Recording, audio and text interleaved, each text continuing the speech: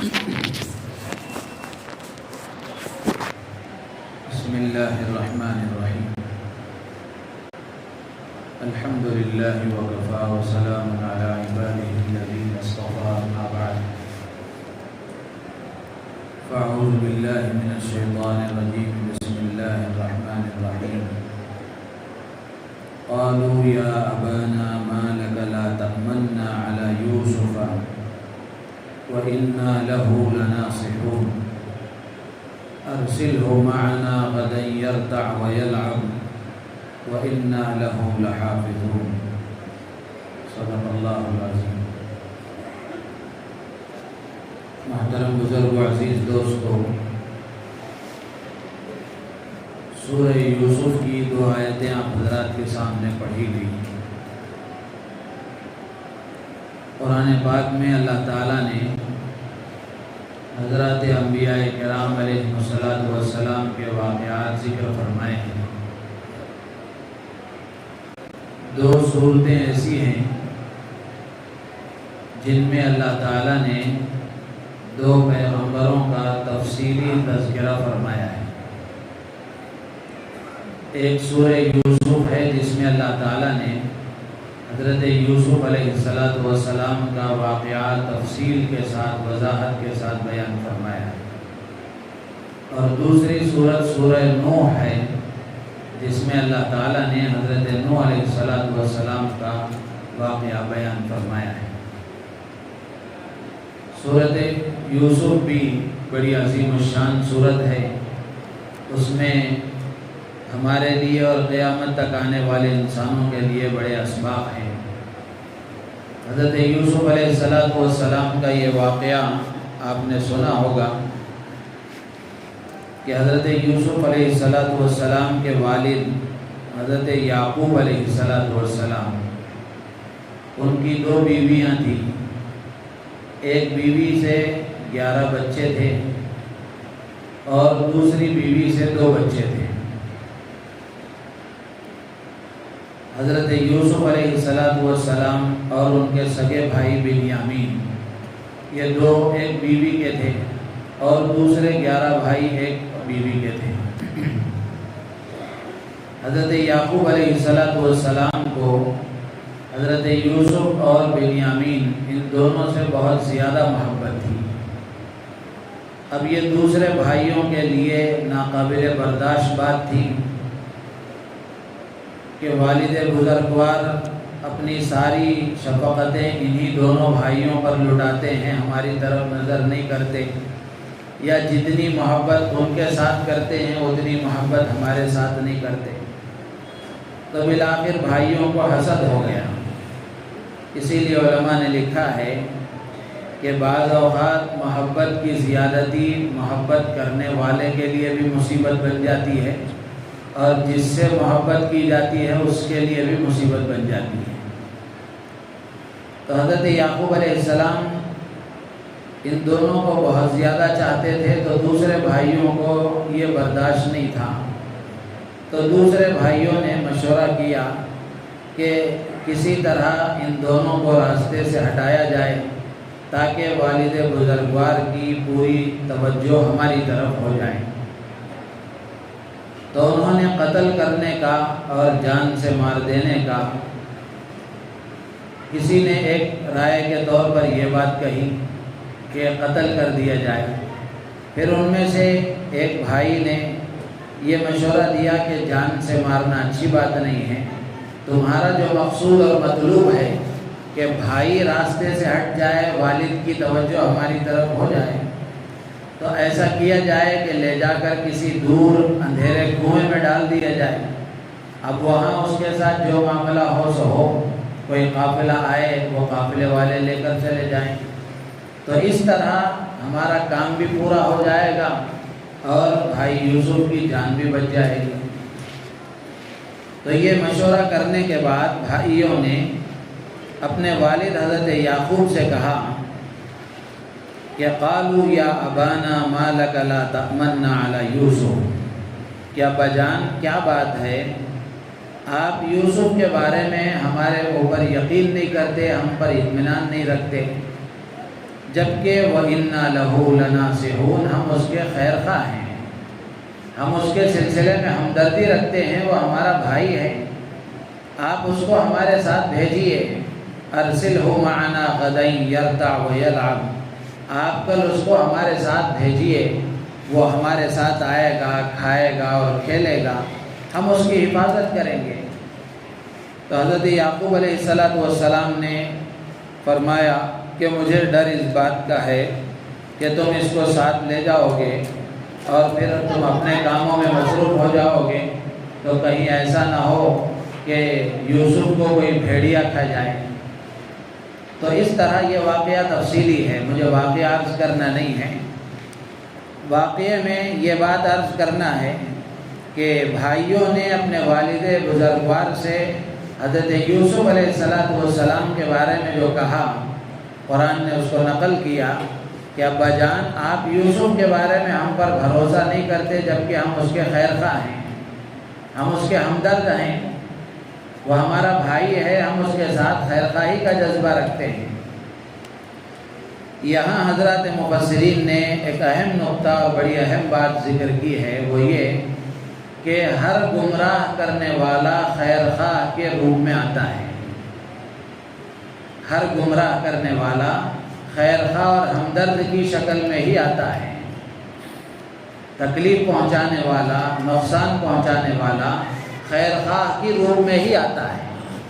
شیطان بھی حضرت آدم و حوا کے پاس خیر خواہی کی شکل میں گیا تھا۔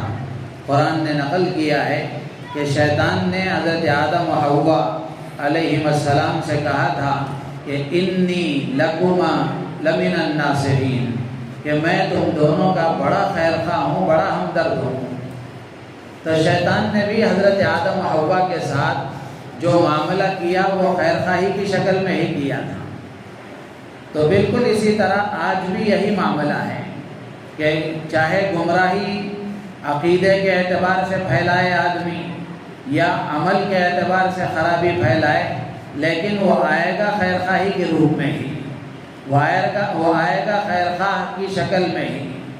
جیسے مثال کے طور پر آپ دیکھ لیں، ایک نیک نوجوان ہے، اگر اس کو چند دوست کسی برائی کی طرف لے جانا چاہیں، اس کو خراب کرنا چاہیں، تو اس کا طریقہ یہ ہوتا ہے کہ پہلے وہ اس کے خیر خواہ بنتے ہیں، اس کو یہ اعتماد دلاتے ہیں، بھروسہ دلاتے ہیں کہ ہم تمہارے سچے دوست ہیں، خیر خواہ ہیں، ہمدرد ہیں، ہم سے اچھا دوست تمہارا کون ہو سکتا ہے۔ جب آدمی اس کو خیر خواہ سمجھ لیتا ہے تو پھر اس کے بعد وہ خیر خواہی کے نتیجے میں غلط راستے پر چلا جاتا ہے۔ اسی طرح آج کل ہماری جو نوجوان لڑکیاں ہیں، ان کو برائی کی طرف، برائی کے راستے کی طرف لے جانے والے بھی شروع میں خیر خواہی کی شکل میں آتے ہیں۔ بچیوں کو خاص طور سے سمجھنا چاہیے کہ ان کو جو اپنے جال میں پھنسانے کا طریقہ ہے، وہ پھنسانے والے بھی خیر خواہ کی شکل میں ہی آتے ہیں۔ غربت اگر ہے تو دولت کے ذریعے سے خیر خواہی جتائی جاتی ہے، فرصت ہے، تعلیمی لیاقت ہے تو جاب کے شکل میں اس کا جھانسا دے کر اور اس کی ہمدردی بتا کر ان کو اپنے جال میں پھنسایا جاتا ہے، یا پھر حسن اور خوبصورتی ہے، مال و دولت ہے، تو پھر اس کو لڑکی کو یہ کہہ کر اپنے جال میں پھنسایا جاتا ہے، خیر خواہی بتائی جاتی ہے کہ ہم تم سے نکاح کرنا چاہتے ہیں، تمہیں اپنا بنانا چاہتے ہیں، اپنا لائف پارٹنر بنانا چاہتے ہیں۔ اللہ نے عورت کے اندر جو کمزوری رکھی ہے، کمزوری کیا بلکہ خوبی ہے، اس کے لیے اگر صحیح جگہ استعمال ہو تو عورت کے اندر اللہ نے یہ جذبہ رکھا ہے کہ عورت اپنے آپ کو کسی پر نچھاور کرنا چاہتی ہے، اپنا سب کچھ کسی پر فدا کرنا چاہتی ہے۔ تو جب کوئی سامنے سے خیر خواہی کی شکل میں یہ پیشکش کرتا ہے تو عورت اپنی صنفی کمزوری کی وجہ سے جذبات سے مغلوب ہو کر اس پر بھروسہ کر بیٹھتی ہے، اعتماد کر لیتی ہے۔ اب اس کے بعد میں جو کچھ ہوتا ہے وہ ہم سوشل میڈیا میں دیکھ رہے ہیں، آئے روز روزانہ واقعات دیکھ رہے ہیں۔ تو حضرات مفسرین نے لکھا ہے کہ جو بھی تکلیف پہنچانے والا، جو بھی گمراہ کرنے والا آتا ہے وہ خیر خواہی کے روپ میں آتا ہے۔ بھائیوں نے بھی حضرت یوسف علیہ السلام سے خیر خواہی کے روپ میں ہی ان کو تکلیف پہنچانے کی کوشش کی تھی، اس لیے کہ زبان پر نصیحت تھی، دل میں خیانت تھی، دل میں حسد تھا۔ تو اس لیے ہم میں سے ہر ایک کو اس بات کی کوشش کرنا چاہیے کہ آدمی چوکنا رہے، ایمانی فراست اپنے اندر پیدا کرے۔ اب انسان کے ذہن میں ایک سوال پیدا ہوتا ہے کہ نیکی کی بات کرنے والا، بھلائی کی بات کرنے والا، وہ بھی خیر خواہ کی شکل میں آتا ہے، برائی کی بات کرنے والا وہ بھی خیر خواہ کی شکل میں آتا ہے، تو تمیز کیسے کریں؟ دونوں کے درمیان فرق کیسے کریں؟ کون خیر خواہ ہے، کون بدخواہ ہے، کیسے پہچانیں؟ قرآن میں اللہ تعالیٰ نے حضرات انبیاء کرام علیہم السلام کے تذکرے میں نبیوں کی ایک صفت بیان فرمائی۔ اللہ تعالیٰ فرماتے ہیں کہ نبی اپنی قوم سے یہ کہتے ہیں کہ انی لکم ناصح امین، کہ میں تمہارا امانت دار خیر خواہ ہوں، میں تمہارا امانت دار خیر خواہ ہوں۔ تو خیر خواہی اگر امانت کے ساتھ ہو، امانت داری کے ساتھ ہو، تو یہ علامت ہوتی ہے حقیقی خیر خواہ ہونے کی۔ اور اگر خیر خواہی خیانت کے ساتھ ہو اور بدنیتی کے ساتھ ہو، مطلب پرستی کے ساتھ ہو، تو پھر یہ حقیقی خیر خواہی نہیں بلکہ بدخواہی ہوتی ہے۔ آسانی کے ساتھ الفاظ میں یہ سمجھا جا سکتا ہے کہ آدمی اگر یہ سمجھنا چاہے کہ خیر خواہ کون ہے، بدخواہ کون ہے، تو خیر خواہی کا دعویٰ کرنے والے کو اس کو یہ دیکھنا چاہیے کہ جو آدمی خیر خواہی کا دعویٰ کر رہا ہے اس کے بارے میں یہ دیکھنا چاہیے کہ وہ کیا کرنے کو کہہ رہا ہے۔ جو خیر خواہی کا دعویٰ کر رہا ہے اس کے بارے میں یہ دیکھنا چاہیے کہ وہ کن کاموں کی طرف ہمیں بلا رہا ہے، کن چیزوں کی طرف ہمیں دعوت دے رہا ہے، کیا کرنے کو وہ ہمیں کہہ رہا ہے، اس کے ذریعے سے اندازہ ہو جاتا ہے۔ اگر وہ خیر خواہی میں آ کر برائی کے راستے کی طرف لے جا رہا ہے، نشے کی طرف لے جا رہا ہے، تعلیم سے دوری کی طرف لے جا رہا ہے، قرآن سے دوری کی طرف لے جا رہا ہے، غلط صحبتوں کی طرف لے جا رہا ہے، زنا اور اسباب زنا کی طرف لے جا رہا ہے، تو پھر آدمی کو سمجھنا چاہیے کہ یہ خیر خواہ نہیں بدخواہ ہے، یہ خیر خواہی نہیں ہے، بدخواہی ہے۔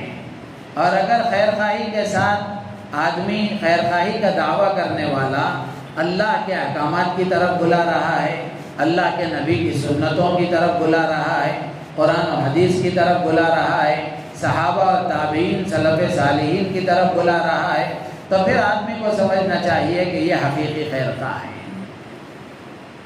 تو اس کو قرآن بیان کرتا ہے کہ حضرت یوسف علیہ السلام کے بھائیوں نے کہا کہ ابا جان آپ یوسف کے بارے میں ہم پر بھروسہ کیوں نہیں کرتے جبکہ ہم اس کے خیر خواہ ہیں؟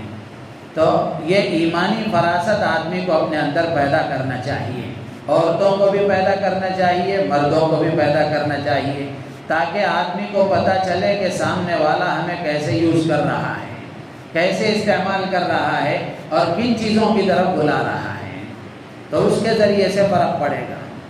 پھر آگے ہے، بھائیوں نے کہا کہ کل اس کو ہمارے ساتھ بھیجیے، یہ ہمارے ساتھ کھائے گا، کھیلے گا، ہم اس کی حفاظت کریں گے۔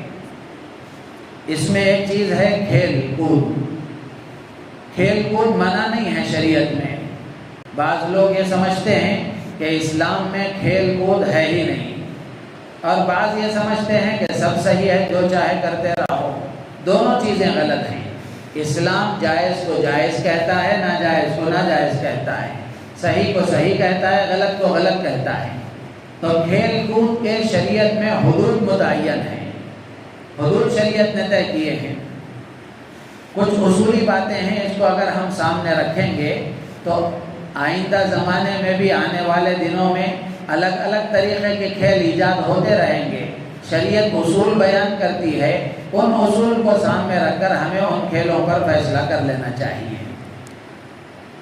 ایسا کھیل ہے جس میں دین اور دنیا کا فائدہ نہ ہو تو پھر یہ لہو و لعب اور بیکار ہے، اس سے تو آدمی کو بچنا چاہیے۔ ایسا کھیل ہے جس میں دین یا دنیا کا فائدہ ہے لیکن اس میں لگنے کی وجہ سے اعمال میں غفلت ہو رہی ہے، اس میں لگنے کی وجہ سے اعمال میں غفلت ہو رہی ہے۔ جیسے مثال کے طور پر آدمی کرکٹ دیکھنے بیٹھ گیا، اس کی وجہ سے نماز قضا ہو گئی۔ تو ایسا کوئی کھیل جس کی وجہ سے اعمال میں سستی، اعمال میں غفلت پیدا ہو رہی ہے، تو پھر وہ اعمال میں سستی اور غفلت کی وجہ سے وہ ناجائز ہو جائے گا۔ یا پھر اسی طریقے سے ایسا کھیل ہے جس میں آدمی کا کوئی نہ کوئی فائدہ ہے دنیاوی اعتبار سے، لیکن اس میں دین کے خلاف کوئی کام شامل کر لیا گیا۔